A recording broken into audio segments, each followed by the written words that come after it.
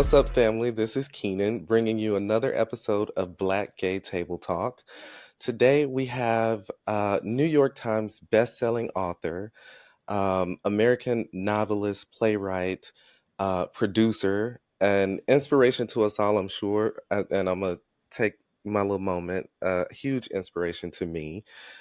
We have Mr. James Earl Hardy. James, how are you? I'm really good. How you doing today? I'm good too. I'm excited to have you. It's good to hear. Thank you. Oh my goodness. This is a long time coming for me, I will admit. I'm thankful for you, and I'll say that right now. I'm thankful for you, okay? Thank you. Yes. So, if you don't mind, share with our viewers, the very few, the one or two people that probably don't know who you are, if you will, share a bit of your background and your journey. Okay. I was born and raised in Bedford-Stuyvesant, Brooklyn, also known as Spike Lee Land. um, I started my writing journey as a journalist. Excuse me. Um, Freelancing for publications like the Amsterdam News and Essence and the New York Times, New York Daily News, and then became an editor at Scholastic Inc. Um, and then went to the journalism school at Columbia, where I graduated with honors, and was actually at Newsweek in the arts department in the summer of '93 when the B-boy blues epiphany hit me. So I was charged with reading books that the staff editor wasn't familiar with, and if anything came across that was interesting, maybe they would allow me to do a capsule review or maybe even interview the author. And I became, well, very depressed because I wasn't seeing anything that reflected me. Mm, And got it. so that fall going into winter, um, I wrote B Boy Blues, which has been praised. Thank you, Elin Harris, uh, as the first gay hip hop love story, and in which a not a coincidence, a black gay journalist in New York City falls in love with a homeboy bike messenger from Harlem. Mhm. And after B Boy, I thought, well, okay, this is cute. I wrote a novel. Um, some people seem to like it. It's doing rather well, sales wise. I'm going back to my journalism career, but Pookie a little bit had other ideas. They did. They did. And here we are, almost 30 years later. And there are now 8 installments in the B-Boy Blue series. And plus my short story collection. Can you feel what I'm saying? So Yes, yes. Like when you would get into the zone and start writing, where would you be? I would be home, Home. but I was working at Newsweek at the time, so uh, I was usually writing between the hours of midnight and 6 a.m. Got it. Um, So, uh, a habit that I haven't kicked yet because usually that's when I create. So got it. So you're that night owl creator. You're up all yes, night.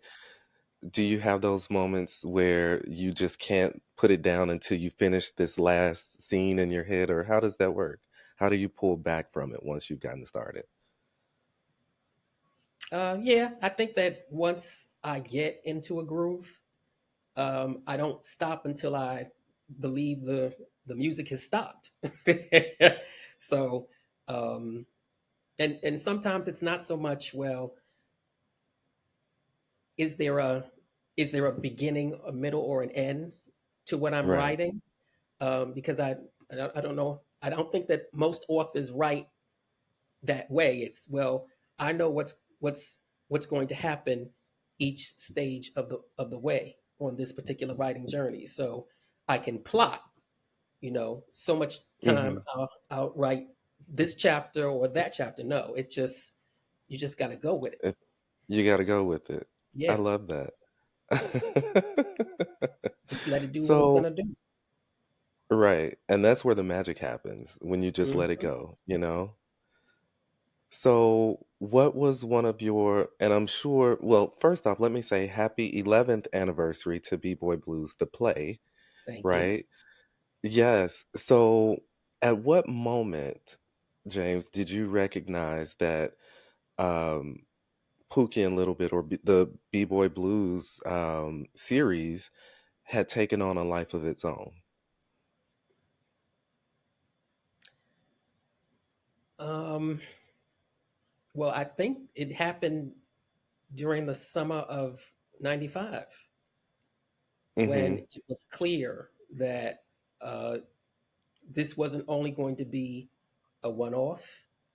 This wouldn't be the only novel I would write because Raheem was speaking to me. He was like, "Well, Mitchell got to tell his side of the story. I want to tell mine."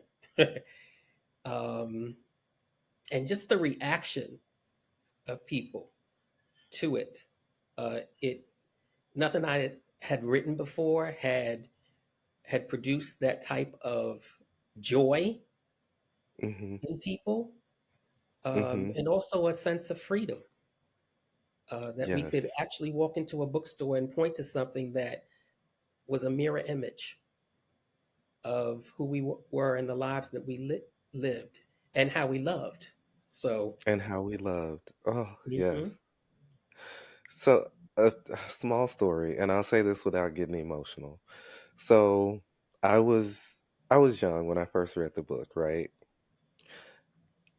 I remember going into the library. I loved reading, and at this time, I was still trying to figure out, and I talked a bit about this, excuse me, on the show, marriage sessions with my husband, but I didn't go into full detail.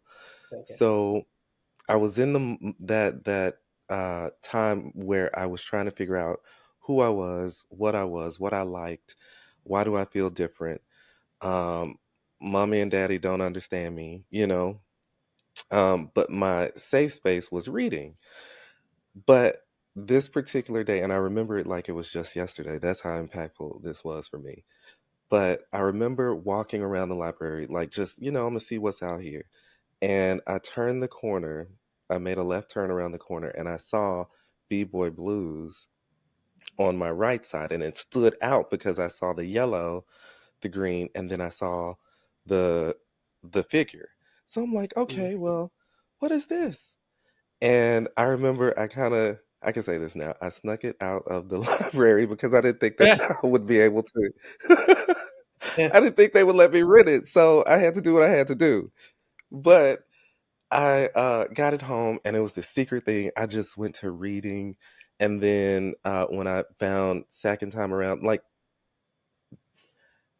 for me, you writing and allowing yourself to share these stories with the world, it helped me to not only come to terms with who I was, what I was, but it gave me a familiarity that I needed. And it not only kept my attention, but it helped me figure out how I wanted to mold and establish relationships that I have out with not just, someone that I'm romantically interested in, but also my circle, you know? So um I, that's why I say I'm grateful for you for your work, and this is kind of full circle for me. Like I'm over the moon, and I'm not gonna cry, but yeah. Okay. Thank you for that gift. Thank you. Yes. How have you?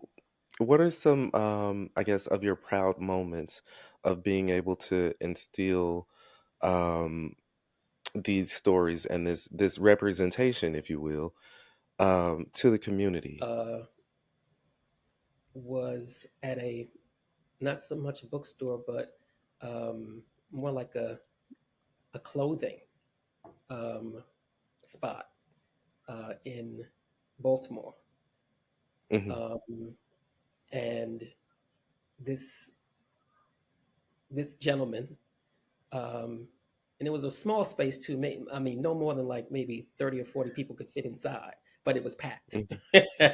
And this one gentleman who stood out because he was very much the embodiment of who Raheem is. And Mhm. after I read and I opened the floor for questions or comments, he raised his hand and he thanked me for writing the novel because he found it when he was in prison. Mm. And he finally realized through Raheem that, well, I don't have to be afraid of or ashamed to be who I am, and more specifically, who I want to love. Mm. And that was a wow moment. And Mhm. I think not just for me, but for like everyone in that space. It's because naturally Mitchell tells the story in B Boy Blues, so it's kind of like we see Raheem at a like at arm's length. We don't really know that much about him, True. um, but the fact that he was able to get that and receive that and embrace that, and the sequel hadn't come out yet, was really profound. It was. I love it.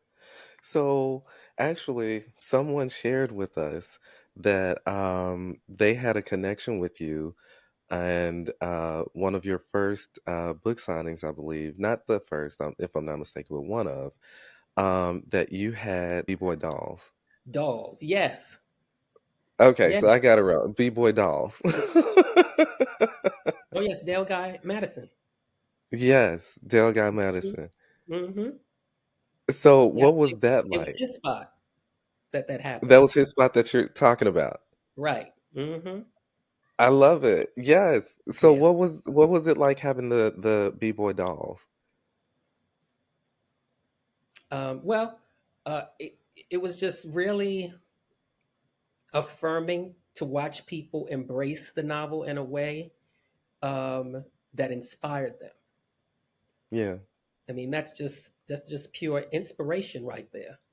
Mhm. I'm sure I have my b boy doll somewhere around here. um, but yeah, it told me once again that you really are doing something that is much bigger than yourself. Mhm. I do believe that I was just called to do it. I don't believe I'm the first person to want to write a story like B Boy Blues, and probably not the first person to write a story like B Boy Blues. But I was the first to Mhm. get that kind of story out there. Mhm. So, and it just made perfect sense that I would just follow it, given Mhm. how much it meant not just to us, the collective, but how much it meant to me. Mhm. So, I love it. I love it. So, of course, you've had other hits, right? Well, I say hits, but yes, hits. Other that's all my Y- children. Yes, and essentially they are your babies, right? Hmm. I love it. So, I don't know if this is fair to ask, but I'm gonna ask. Okay. Which which of your books, which of your novels was the funnest for you to write? Um, Probably the most fun to write is Love the One You're With. Love the one you're with? Yes. It's well, book number five in the Mm-hmm. series because well, the topic is men and monogamy, and Mm-hmm. there's just so much melodrama happening in that novel. Mm-hmm. For Mm-hmm. those unfamiliar, um, at this particular juncture in their relationship, Mitchell and Raheem have been together maybe like a year and a half, Mm-hmm. um, going on two. And Raheem goes to LA to make his first movie, And Mitchell realizes, like many of us do, that when your significant other is away, all the cats want to come out to play. It's like almost every corner he turns, some brother's up in his face. It's like, well, where were you like 2 years ago when I was single? It's Right. um, but there's one particular gentleman who does catch, not only catches his eye, but catches him for a brief Mhm. moment. Mhm. Monty Sims, and Mhm. it was just a lot of fun, like navigating Mhm. that particular narrative because we don't really get to see that explored in True. gay fiction, um, and and of course the I think that for a lot of people the kicker was the telephone sex call between Mitchell and Raheem. I Uh-huh.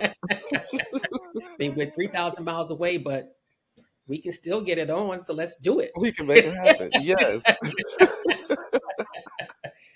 So yeah, I it was love just a it. lot of fun writing that one. Really. Got it. Mhm. So I know, you kind of take on these characters, right, as you give them life. And in essence, you slide into those characters as you're writing, right? What, if you can think of maybe one or two, what characters have given you revelations? I know sometimes we can be in the zone and we can write, but going back afterwards, it's like, damn, what did I just, and you have that revelation. Have you had any of those with any characters? Mm, I think the revelatory character has to be Raheem, Really? uh, because he for the most part is just a figure in the Mm-hmm. B-boy blues. He's the lustful man of our dreams for the most part.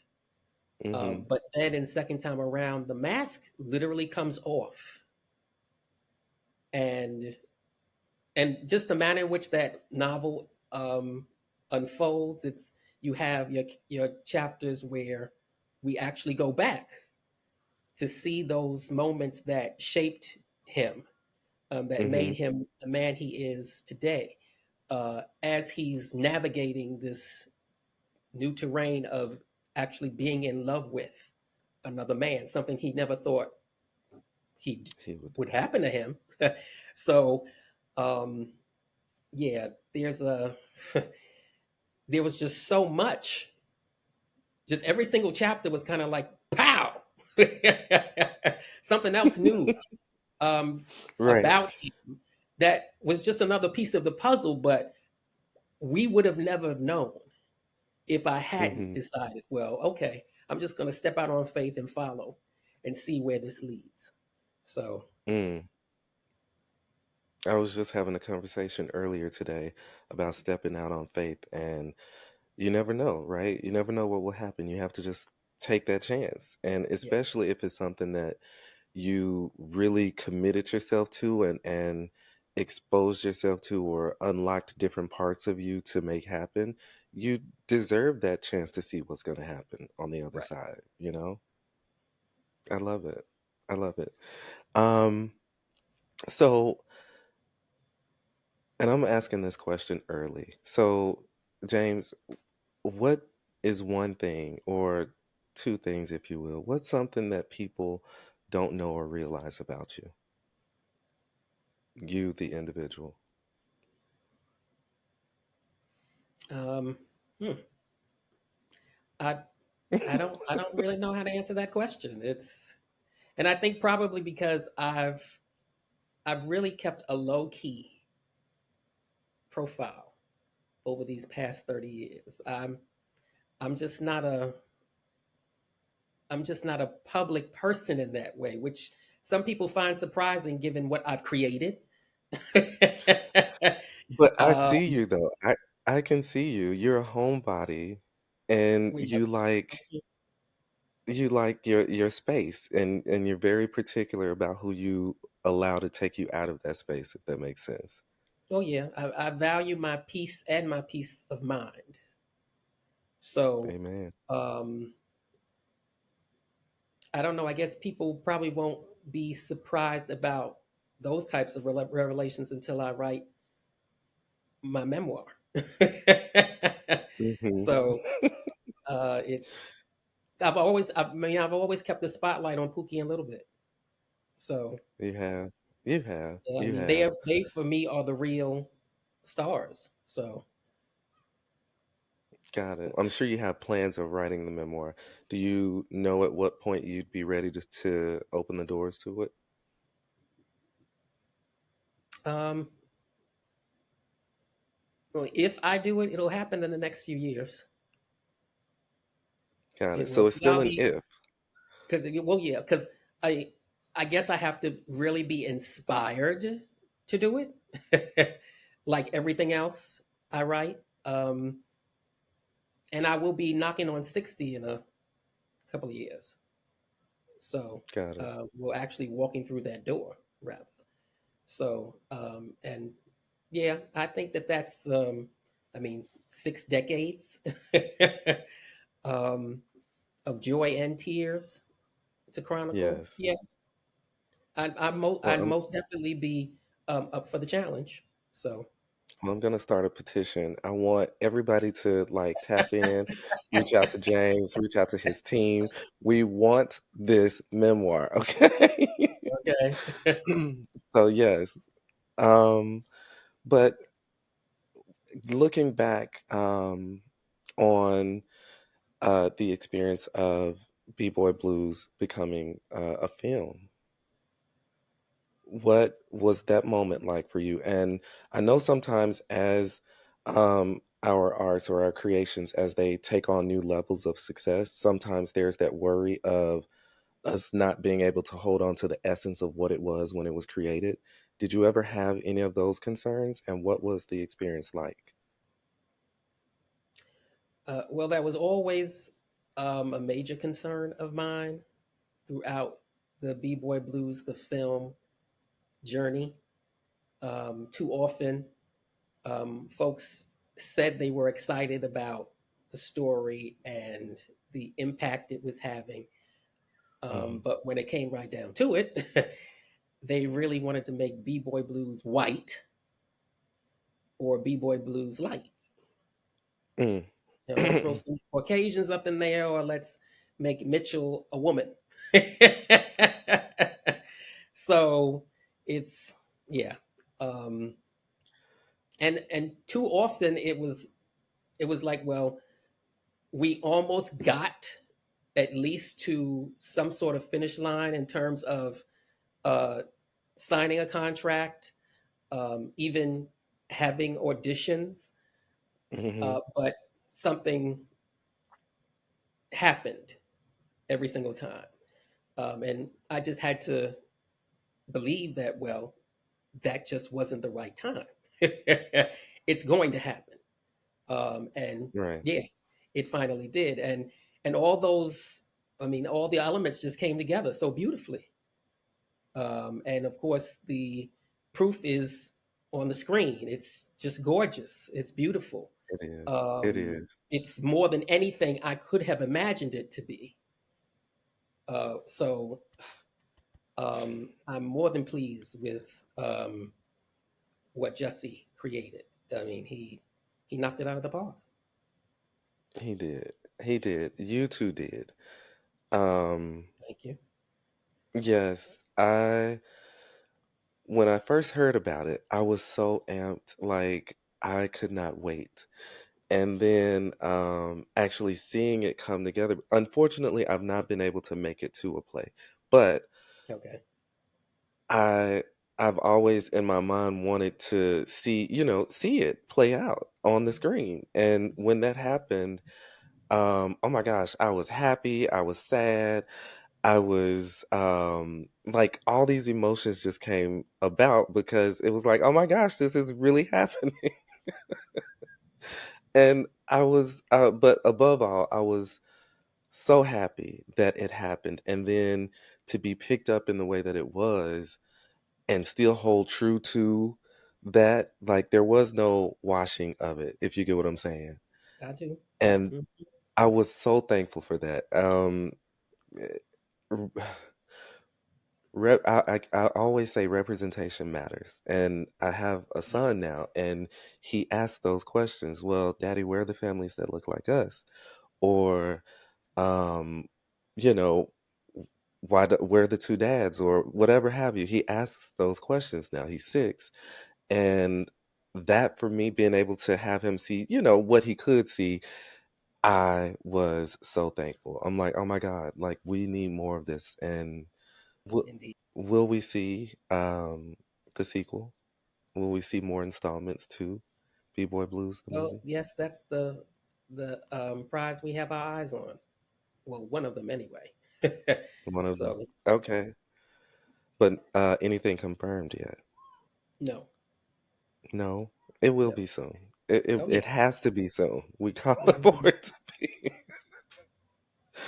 Okay. So are there any other major projects or any other items that we should be looking out for coming from you? Um, well, I do plan to hit the road um, later this year um, to celebrate the 30th anniversary of B-Boy Mhm. Blues going into 2025. So, um, I mean, if folks are interested in hosting me, just holla. um, Right. it definitely is a grassroots um, kind of thing. So hmm um, I'll go where the folks want me to. I got you. Well, we definitely want you. So I'm sure it's going to be a good tour. A good tour. Indeed. Hmm. Of course, there have been the um, opportunities for the message to be lost in what you were giving us.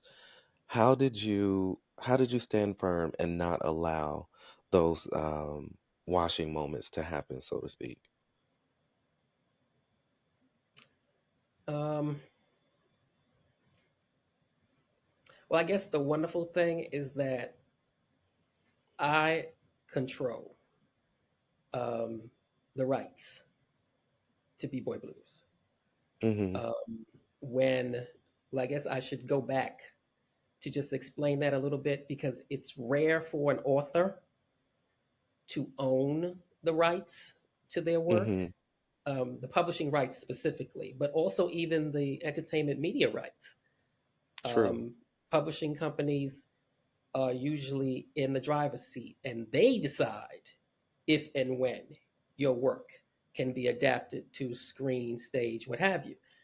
Mm-hmm. When I was negotiating my contract with Allison Publications, with Sasha Allison in February '94, I was being paid peanuts, of course, because Allison was a small gay and lesbian press based in Boston. Mm-hmm.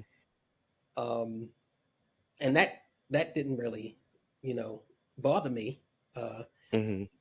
but I wanted a bigger percentage of the royalty. I mean, I Mm-hmm. think the standard is maybe like 8% for Mm-hmm. authors. Mm-hmm. Uh, Mine was doubled. Plus, I wanted to own the entertainment media rights, Come on now. and he didn't. I mean, I mean, hindsight is 2020, of course, but I mean, we had no idea that it would grow into what it has. Um, Mm-hmm.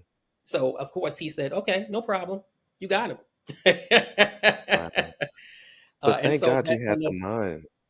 well, and then when the 21st century dawned, Allison Publications kind of disbanded. So the actual publishing rights to the first four titles, B-Boy Blues, Second Time Around, If Only for One Night, and The Day Eazy-E Died, came back to me. Mm-hmm. So I've always been in that driver's seat when it comes to whether or not something can happen with the B-Boy Blues series. And it's Yes. not something that I take for granted. I know that it's not something that most authors have. Um, and so I'm really protective. I'm just not Mm-hmm. going to sign away anything. And in fact, it took a few years for the first few audiobooks Mm-hmm. to see the light of day because I needed certain things in writing. Mm-hmm. And if I'm Mm-hmm. not going to get those things, I'm moving on. So, Oh, I love that. And I love that you said that.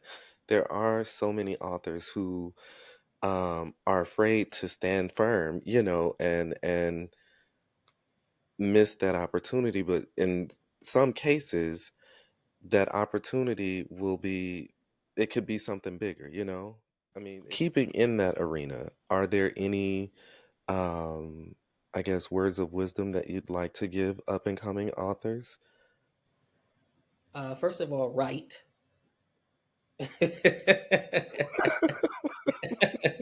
Right.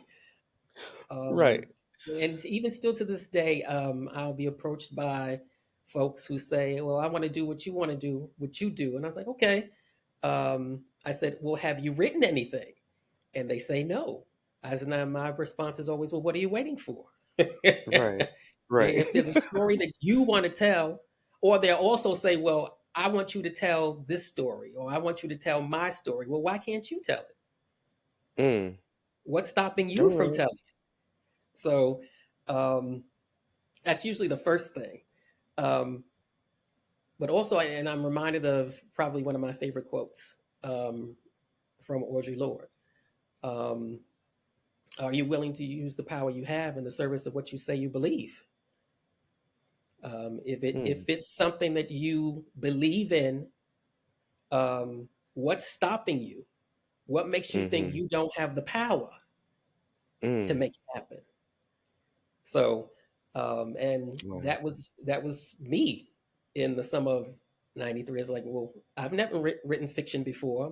What do I know about that? I mean, I wouldn't know where to start. And the ancestors were like, "Don't worry, we got you. Right. Just sit down and do it." Wow. And that's what I did.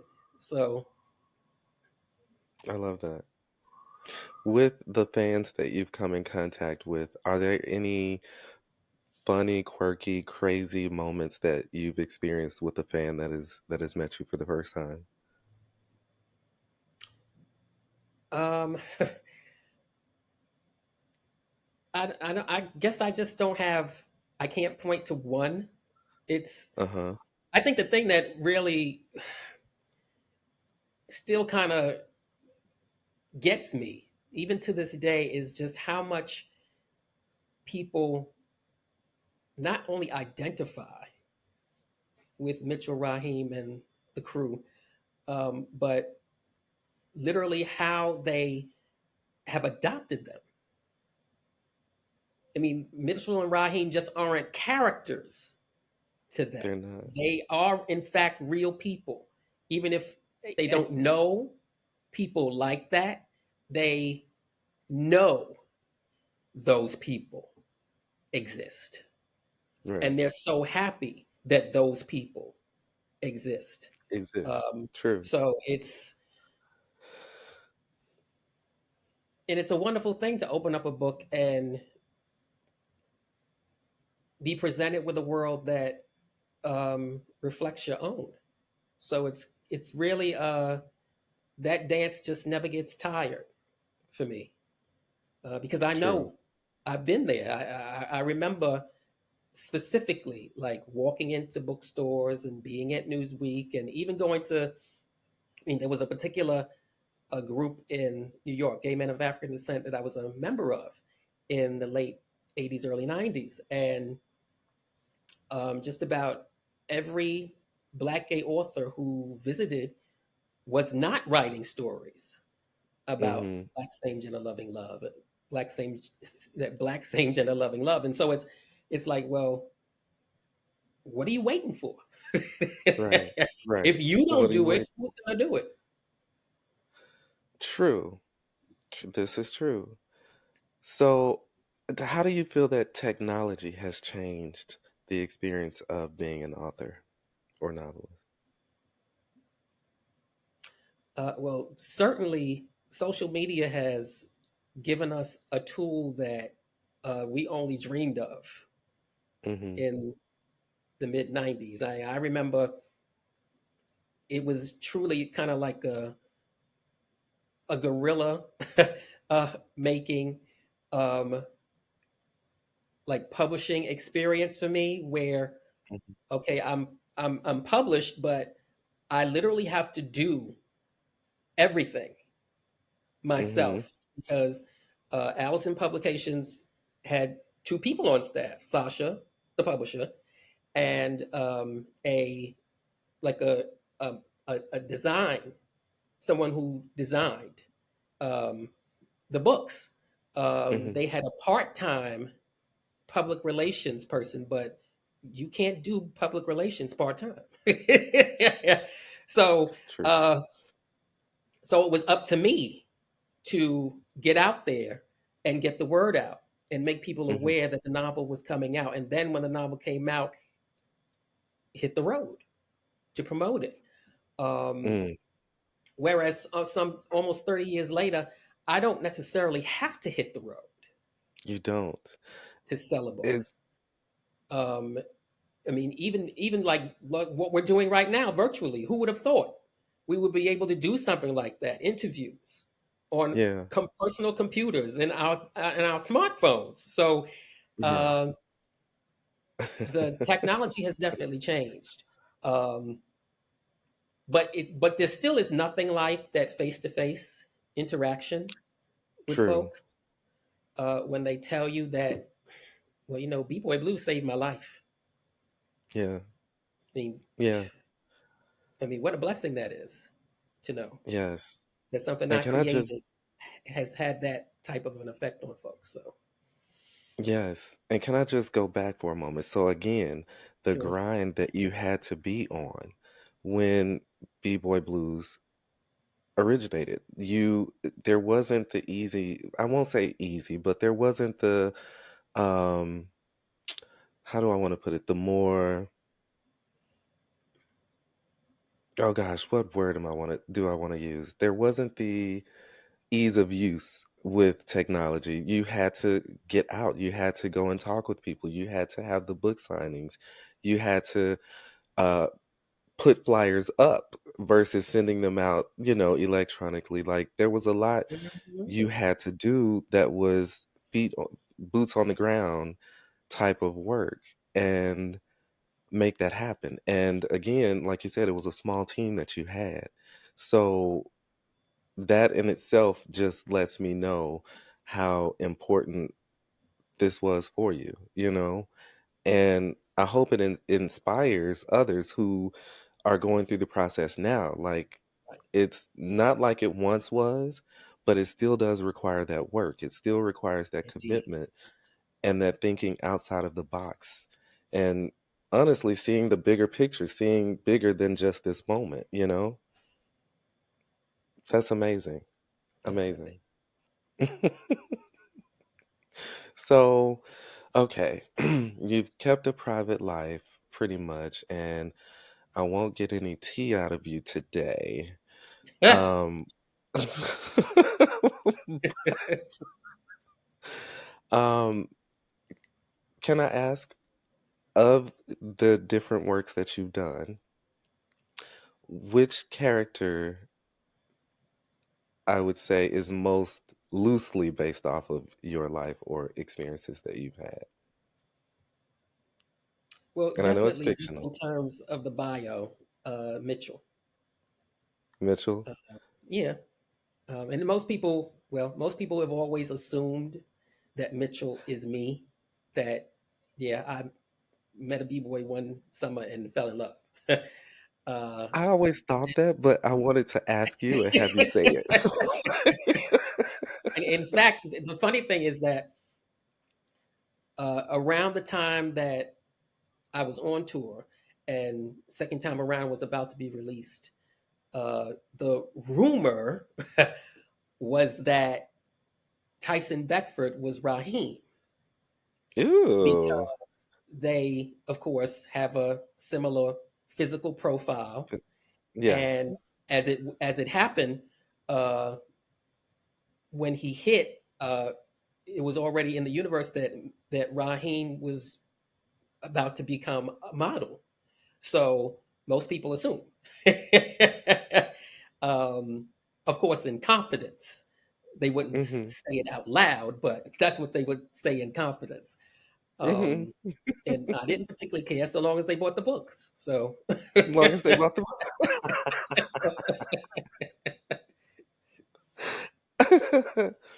I love it. So is um is your Raheem still in your life, and what does love look like for James? well, I mean, I've never really had a Raheem in my life. Um, I've dated gentlemen who would definitely fit the so-called b-boy profile, Mm-hmm. um, but I don't necessarily have a type, and it's never been sort of like a fetish, let's say, Mm-hmm. because for Mitchell, it definitely is a fetish. It was He a fetish. definitely You're has right. he definitely views b-boys in a specific way because of who they are, and which is why his falling in love with Raheem was kind of like, well, I mean, and that's probably one of my favorite scenes in the movie when Aunt Ruth breaks it down for him. It's, Mm-hmm. well, okay, you didn't think it could happen, and you probably didn't think it would happen with a guy like him, but yeah, it did. It What you gonna did. do about it? So, and but oftentimes it's the one we least who we think it would least likely happen with Mm-hmm. that Mm-hmm. it happens with. So, because we all Got have it. our, our, I guess our types, but Mm-hmm. more often than not, we don't hook up with, we don't settle down with, we don't marry, we don't build a family, a life with those people who are usually our types, Mm-hmm. because something else takes over. And yeah, that's love. That's love. And when it's unconditional, it's a dangerous thing. Mm. How do you, James, balance um the current events, keeping it funny, but also giving it that rawness? How do you balance it all, or do you just go with the flow? Well, I think that my background as a journalist has really helped me in that Mm-hmm. regard, because in constructing these worlds, they don't exist in a vacuum. I mean, it's a fictional world, but it's very much based on what's happening in the real world, which of course Mm-hmm. gives it so much more resonance for Mm-hmm. people. So, yeah, I just kind of like just go with that flow. I think probably one of the a fun anecdote is that when I decided that I was gonna sit down and let this story from Little Brother Man's perspective come out. Mm. Um, I mean, it was really important that the events that happened during that year somehow touch, somehow Mm-hmm. um, impact the narrative. And of course, Mm-hmm. Nipplegate, uh, Randy Jackson, and the Super Bowl Yeah. is like, well, of course, he and his friends would be talking about that. Right. And they might even be talking about that in class. So, um, and I like that because that truly gives me the freedom to explore the issue in a way that doesn't come off didactic, that Mm-hmm. doesn't come off as if the characters are preaching. No, they're just having normal conversations, which is what we all do when events Mm-hmm. happen. Um, so, Mm-hmm. so it's always been organic like that for me. I've never had to Mm-hmm. force it. Um, I mean, writing for me is like breathing. So, I've um, heard you say that before. Yes. so in breathing, it's kind of like, well, I'm looking around and I see what's happening in the world, and yeah. most definitely Pookie, Little Bit, and their extended families are going to be in some way impacted by those things. So we need to see Mm-hmm. that. Mm-hmm. I love it. What other plans would there be for Pookie, Little Bit, their story, the whole story? What other um, visions or dreams have you had for them? Mm, well, I guess the easy answer is to see each novel adapted Okay. into a movie. But I'm not ruling out a limited series or a even a Yes. like a regular comedy dramedy series. Yes. Yes. Um, and I really do want to see Men of the House, the latest title, Yes. the series, Mm-hmm. from another man's perspective. I mean, it just makes perfect sense that he would get his own book. Um, he's And I had was a going to front row ask you seat what. for Daddy and Uncle Mitch's relationship. And also like actually locating, because I see a lot of books out there from LGBTQ plus perspectives, specifically teenagers, Mm-hmm. but not from heterosexual teenagers who have same Mm, gender parents. I So that love would that. be really interesting to see play out Yes. um, a movie or a series. So, Yes. I will admit that is something another one I'm thankful for, and I cannot wait. I hope someday there will be the movie or the series related to it because being same gender parents, there are these preconceptions and these mhm. stereotypes or assumptions that are made and how the kid is going to turn out, what they're going to be, what their life is like. You really gave due justice with uh little man's perspective, and again, I'm thankful. Like I don't know, I don't have words. But so of course he had to have his story.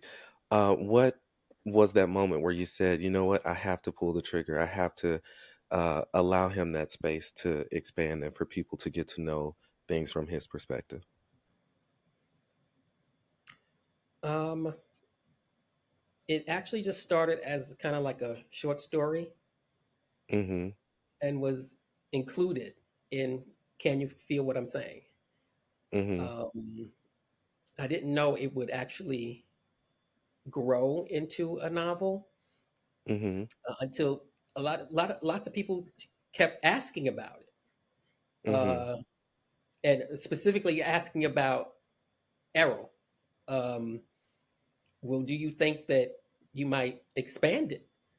Because I mean, because that particular chapter anyway, where he's telling his best friends, Ro and Sid, that well, my father is well, for lack of a better word, bisexual, and he and my uncle Mitch are once again a couple.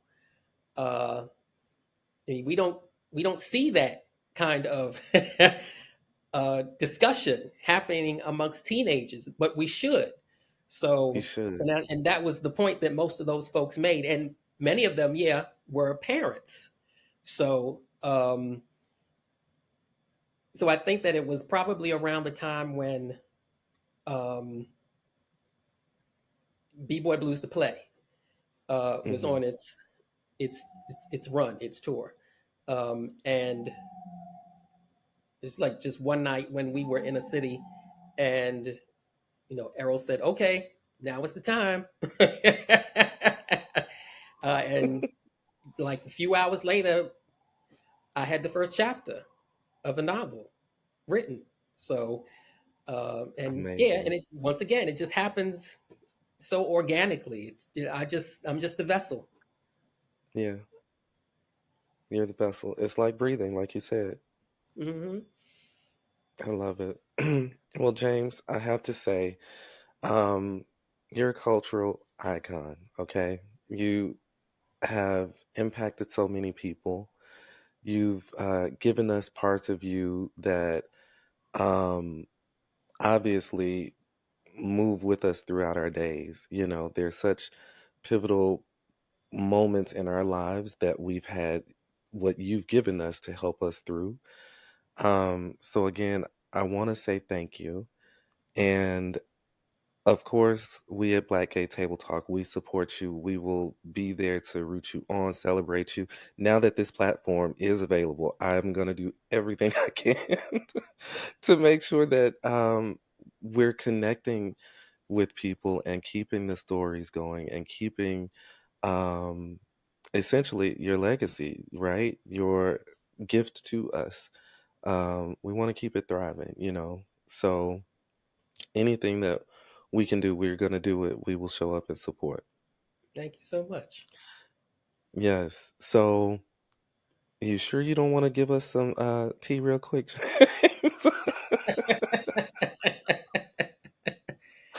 You just want No, some no, gossip. no. Nobody threw that jock strap at you one day. Nobody, you know. Well, no one's thrown a jock strap at me, but I have found a gentleman in my hotel room once.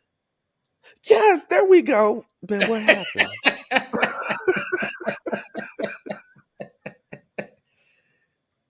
So yeah, I never got the Teddy Pendergrass treatment, but yeah, that was kind of a pleasant surprise. Really? Hmm. Oh, wait. So, okay, I won't go into too many details with it, but everything ended well, I'm hoping, right? Oh yeah, oh yeah. Oh, yeah? Okay. Hmm. Well, that's good. I don't know what that smile is saying right now, but I'm like, But yeah, I guess I just had a flashback. So oh, you did. Flashbacks are yeah, always good. They're hmm, definitely. they can be anyway. So, um, well, any lasting words for our audience, our watchers that you'd like to give? Um, well, going back to something I mentioned earlier, protect your peace Protect your and peace. always, always get your joy. I mean, life is literally too short, and um, I guess I'm at the age now where um, I I always make the decision about whether or not I'm going to do something or say something because is this really worth my time? Right, right. And that really does come with age. It does. So Yes. things that I probably would have done 30, 20, even 10 years ago, it's like, mm-mm. My energy, my grace, my spirit are precious, Mm, and they just can't be expended anywhere and with everyone. mm-hmm. So, um, and especially in the climate we're living in now, where cruelty is the name of the game. Mm, that's I mean, true. people are just cruel because I mean, there's just no reason. They're just cruel because um, it is so important to protect your peace. This is true. Oh, you got me about to cry, James. Oh. Okay.